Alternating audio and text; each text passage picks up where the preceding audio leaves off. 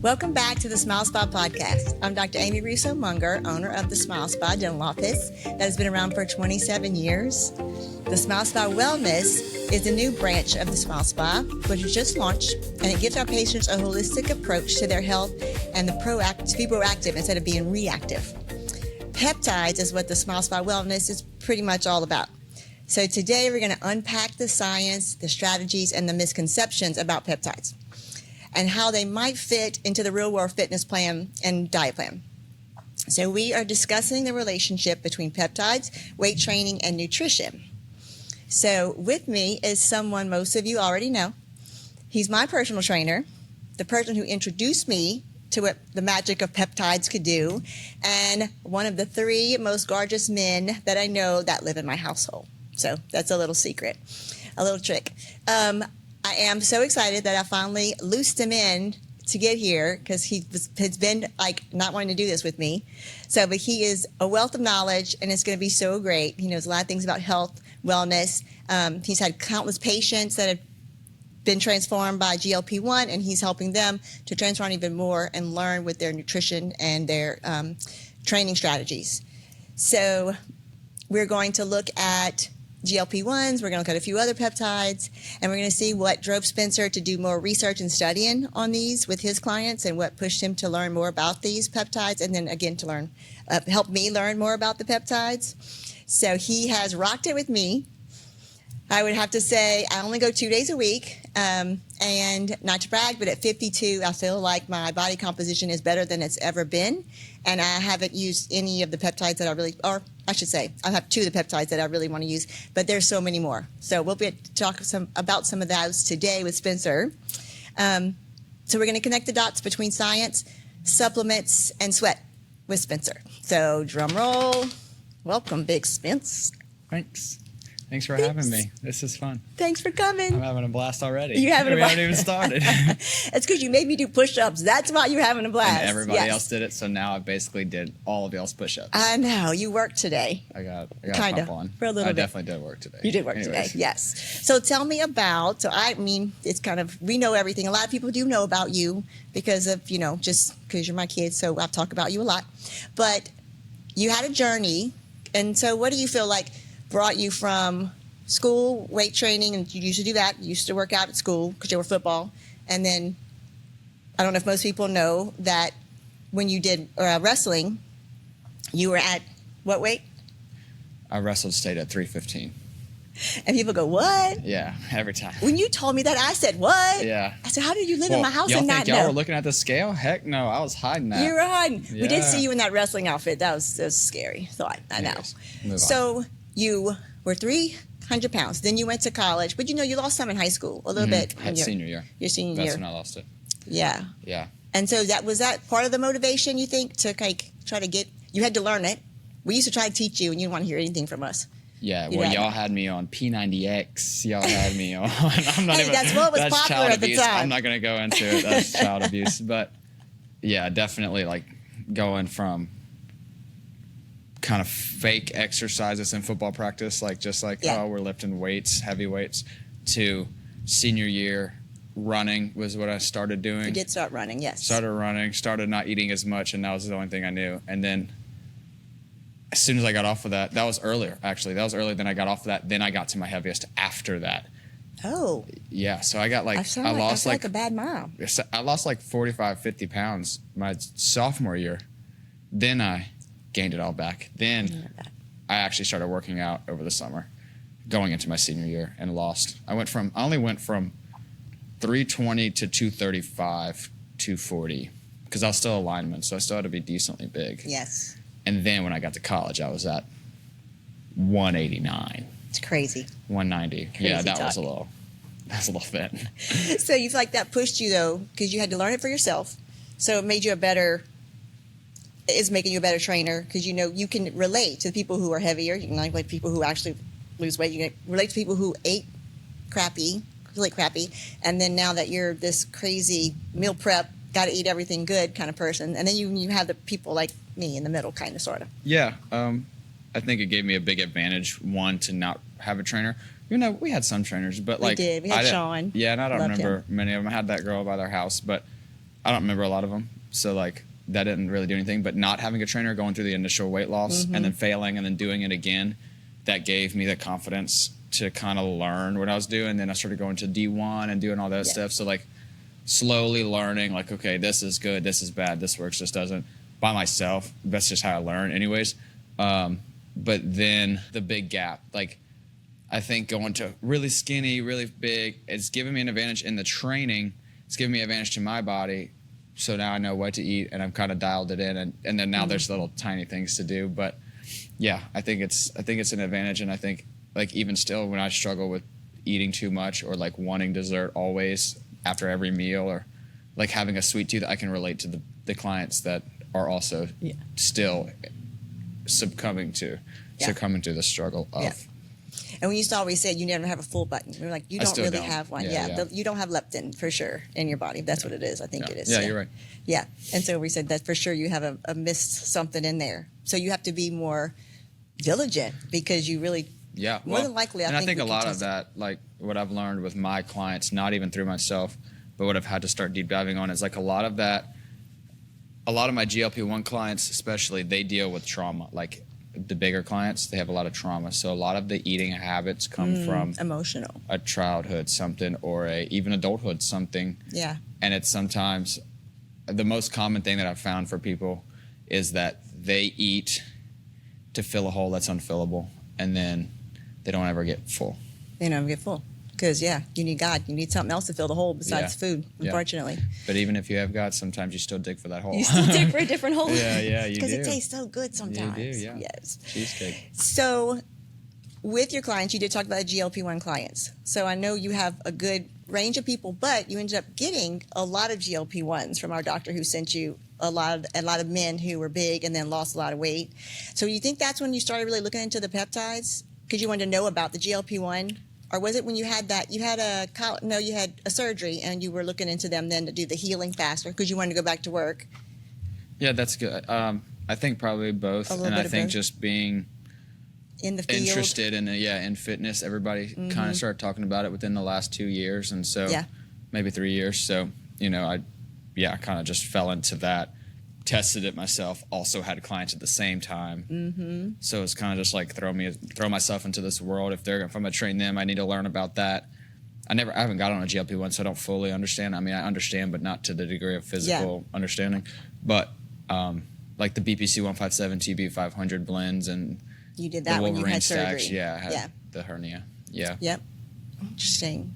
So your GLP-1s. Let's talk about somebody who's on GLP-1.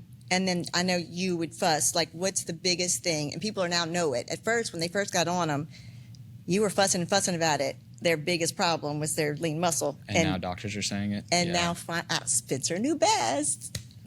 But, it's true. I mean, y'all did the research on it. I think for many doctors, it kind of got thrown in there like, hey, this great thing is working. And I'm sure they knew about it, but they didn't know the extent, I think, of how bad these really heavy people were going to lose muscle and then like they just have skin, right? Like, because they're not doing anything. So they're sending them to you. A lot of them are coming to you. The good doctors are, that know a little bit. There's still, sadly, a lot of doctors that don't. They just give it to them. And still, some of the doctors that do know what to do to the extent of pass them over to a trainer don't always give the best advice, don't always have the good. I mean, and I'm not a doctor, so I can't dose anybody, but I've done enough research to know sometimes, like, hey, if you're getting nauseous all the time, you're probably on a too high of a dose. But like I said, I'm not a doctor, so I don't know that. Yeah. And I let the doctors prescribe what they prescribe, but I do notice, a lot of the riffraff still, and it's still slowly coming out, the truth. And but going back to your point, the number one thing I've always said, and I've drilled into your head, is protein, working out, because some of those guys come to me and they've already lost 50 pounds and they're like, but that was 6 months ago, but I'm still on the GLP-1 and I can't lose anymore. What are you doing? Well, I'm eating potatoes every day. Only. That's what the doctor says sometimes. It's just like things things that people just don't know sometimes. And the things that could work, there's many different factors. There's a lot to learn. I mean, I've done health my whole life. I mean, danced and then all the things and then training, do triathlons. Like we were always trying to find the edge, right? Like what's going to make us run faster and do things. You always feel like you're on the surface level. Yeah. Yeah, it's just kind of like you're always trying to find it. There's so much stuff. And then when you introduced peptides, and I was like, I would love this. And then I said, I want to know it if I'm going to do it. I mean, I got a little bit from you, a little bit from a trainer that's at the gym, who has a wealth of knowledge too. Y'all both do. And then, but I tried to go into the classes, and I'm doing a certification, and I'm just like drinking from a fire hose. That's what I'm saying. So much. Even me, like I feel like I only know surface level, and I research it pretty much on average 5 days a week. Like. And Doing I some only kind of reading. am Yeah. on a surface level of it. Yeah. Yeah. So we can't, I think that, there's doctors that are just regular general practitioners have so much to do. They have so much to deal with, right? And so, I mean, we can't really rely on them to know a lot of it, like all of the They don't get taught that in medical school. Yeah, no, nothing. And now it's a new thing, so really you don't. But I think eventually they're going to start kind of doing some more CE classes and stuff like that for people, I'm sure. Because online, there were like 2 or 3 that I was able to pick from for certifications. Yeah. But I'm hoping that Smile Spa Wellness, with me being certified, having Jude that wants to get certified too, and he's, more of a business guy, but wants to know a lot too, and he's really into, learning about all the stuff. And then I have all y'all in my back pocket at the gym, who y'all together, you and, Ken for sure, are just, so into it and learn so much, a wealth of knowledge. I feel like we're going to be able to give our patients a good, pretty good background on, okay, this is what we think, you should do, or your doctor's telling you do this, but hey, why don't you add this? This is going to make it better. There's so many things, like supplements that you can add. There's your thing that you, of course, weight training, not just cardio. So that's a good point. Let's talk about the difference between weight training and cardio, and why do you feel like, I feel like it's at certain ages, like your age, you could still do some cardio, right? And you can still lose weight, But at my age, at 50, I really shouldn't be doing that much. If I don't need to lose a lot. Yeah. I think cardio can be used as a tool. I don't think it's a form of regular exercise. Like I think, like to your point, if you're going to lose a lot of weight, if you're at 350, you should be walking. That's cardio. That's what not you should running. Be doing. No. Or it's too heavy for your joints? How you gonna run? Yeah. You better run back to New Roads at that point. Yeah. No, if that's you're running, you'd hang in the donut so in front of their face. That's horrible. But no, I think the exercise part for a younger and older person is the lock and key. It's like, it is what it is. Whether you're 70, I mean, I literally train a 79-year-old who deadlifts 400 pounds, and I train a 30-year-old who's overweight and can't shoulder press. So with hurts this and hurts that, you know what I mean? And so it's not really about age so much even in the cardio, because I will drop weight when I have cardio and I won't lose as much muscle as someone over 40 would. But that's not to say that cardio is my best. I hate running. I wasn't built to run. God did not make me to run, even though I did and I have and I do sometimes. I don't like it. So some people are built. Like you were a triathlon person, a marathon person. Like you're probably a little bit more built to run, but still, it's not fun. It's and hard. It sucks. Yeah. That's why I do it. Like there's plenty of other ways between diet and weightlifting that even somebody at 370 pounds to someone who wants to lose another 5% body fat, trainer in their gym that's at 3% body fat, he doesn't do any cardio, only diet and exercise. There's a way to do it. Yeah, definitely. And without the side effects, I'll call it, of cardio. I loved when you first told me I had to take a break in between each set, and I was like, I just am lifting, and I'm barely sweating, and I look better now than I ever did when I was running and doing half marathons, and full marathons and half triathlons. And I'll tell you, but my cortisol was, you have to watch. It's a lot of the hormone. I mean, there's things that will stop you, not just in running, weightlifting. Like there's things that you do have to get past, per peptides, so that can flow into that. But to say one more thing at this is like, it's not about cardio or weightlifting and, I do like running, so I'm just going to run. It's going to be the same.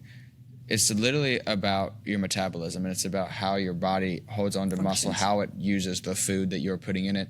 So if you're not eating and running like most people over 30 were taught, now it's starting to flip, but still, people are still taught that don't eat, run, you'll lose weight. that's true till about 10, 15 pounds, 30 pounds in. And then and then you blow up because now your metabolism, it doesn't have there's no gas in the engine. Yeah. Right? So as you weight lift, the muscles are gas. So it's like putting on new tires every time you weight lift. Yeah. And so you're ramping it up, right? So they have things called reverse dieting, that you literally eat more as you work out a little bit harder. It's the opposite of that. And you lose weight and you lose pounds. You lose body fat. That would be nice. I'm sure people would like to hear that. Your whole body composition can change. Yeah.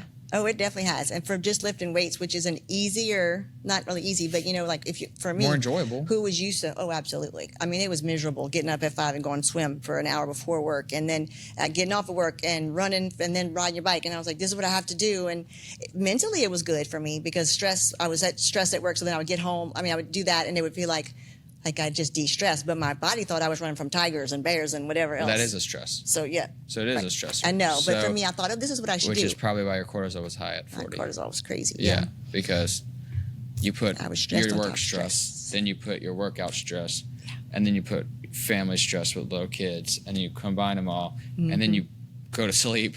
Your body does no recovering. Yeah. And then you don't sleep. Or more of the cases where people like you probably don't sleep, but 4, 5, 6 hours, and then you're just rolling into, then you turn into a bigger snowball effect. Yeah. So as you get older, you're not getting any younger. But at my age, I do think that's what we were taught. It was No exercise. No And doubt. I mean, the GLP-1s is, I think, another good thing about them is it's helping people talk about it more. Like that you don't have to go run a half marathon, because if you do, you're still not going to get the results you want. Like, just slow it down. Sure, you can take the GLP-1, that's going to help too. But you also need to just slow down and try to be more relaxed. Like, let our mitochondria do the work, just like we talked about. Let our cells do the work. Make sure we get enough sleep. There's so many other things, and I have some stuff in here that I'll ask you about too, just to make sure, but let people know like all these other ways to help your body do the right thing instead of working against ourselves. Because I think a long time ago, we were just working against ourselves. If you're taught to exercise and not taught to recover, you're not taught to exercise. Yeah. You're not taught health. You're taught, you may be sold on a body or a transformation that's non-existent. That's probably a fragmented part of somebody's body. That's a fake body on top of a fake picture. But if you're taught health, you're taught that what these peptides are teaching you with BPC 157, TB 500, MOTS-C, you're talking about DISP, like these things are recovery peptides, but they're labeled as muscle building peptides. Even a Samorelin, Ipamorelin, they're recovery peptides that then enhance your IGF-1 or your GH because you're sleeping, because DISP puts you in a REM sleep, because MOTS-C puts the blood back in your cells while you're sleeping. Which is sleep is a big deal. You can do that without peptides. Yes, the beauty. You should, right. It is a peptide to sleep. Yep. Your body uses peptides, your natural peptides to sleep. Natural peptide. That's when our growth hormone and everything kicks in. But even if we are great sleepers, which I'm a pretty good sleeper, when I go to sleep, I just stay up too late. But if I slept my normal hours, I like to sleep, and I could do it. But at 50, at 30, I went down to 40% growth hormone. More than likely, that's the statistics of, when you're at 30, you go down to 40%. Like, you drop pretty quick. And then after that, I want to say it's like 10% every decade after that. So I'm, like at 20%, 30% growth hormone of what I should be. So I need something to do that. And so I need to do sleep. I need to do some other things. I could do some GLPs. That we have things now that can help us do those things. I think the best, in my opinion, from the research I've done, the best GLP protocol, or I think the best GLP-1, which is really not GLP-1, it's technically a GLP-3, is the Retatrutide. If you're talking about IGF-1 and you're talking about growth hormone and you're talking about holding on to muscle, this guy's the real deal. You heard it first from Spencer, because just wait. Just wait. When you'll see it, you can get it now and you can do this, but when Eli Lilly drops their branded one, they're gonna be like, "Wow, this thing works. This thing's amazing." It's gonna be. And we say Spencer said it first. It's gonna be pretty. Just the longevity. Like, this is something that you don't have to worry about muscle loss. The side effects is weight loss. So like, it's crazy. It's a longevity drug. Say that softly. The drug.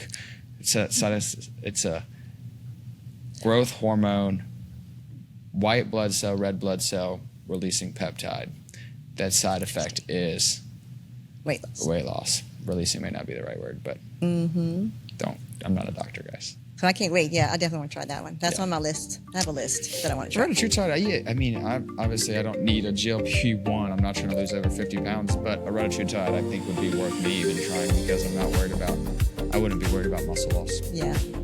I don't want to lose muscle either. I want to make more muscle than lose more muscle.